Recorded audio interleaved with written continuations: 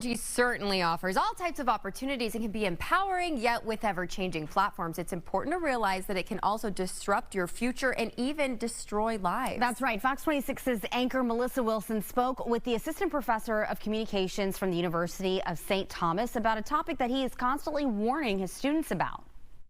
So there are a lot of positives, obviously, of technology, but also some downsides. What are some of your biggest concerns, especially with what you see with students right now? The biggest concern that I have with technology right now is that it's an amazing and empowering tool, but it also puts the entire world at your fingertips, and it gives you the ability, for better or worse, to impact your life in seconds. A decision you make, a tweet, an Instagram post, or a more profound decision like something like going on OnlyFans to make some money, which is something that a lot of young women in particular are doing right now.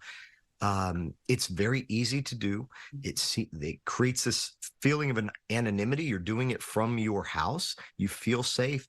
And a lot of times we just don't recognize the far-reaching implications of these choices.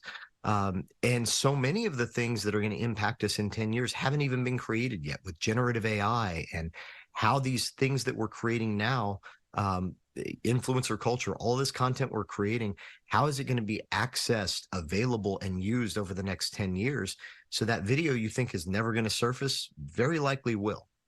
And so that could affect you in so many ways, whether it is a future employer, maybe someday you want to get married and have children. That video that you post that's inflammatory, or however you want to state it, could really come back to haunt you and maybe even ruin your life. It could really cause some problems and disrupt it. Yeah, to me, it's so much about risk management, thinking about what are the risks that we can anticipate? How can we avoid those and just go get those out of the way? This is something I teach engineers. Then what are the risks that we sort of can't anticipate? So how can we put in place safeguards to prevent the things that we don't know might happen, minimize those when they do? But, one of the most important aspects of that is being as informed as you can about the choices that you're making. And that's where I think everybody needs to have at least a basic understanding of things like social media, AI. When you hear Chat GPT and these open AI technologies, you don't have to be an expert in these things, but you most certainly have to understand how they work. I'm a huge advocate, ironically, of technology. You hear me say seemingly very negative in some contexts, but I'm a huge advocate of the use of technology, but it has to be intentional and informed use. So that would be my sort of call to action: is get out there, inform yourself, educate yourself, and make sure you're able to responsibly use these technologies while avoiding the pitfalls.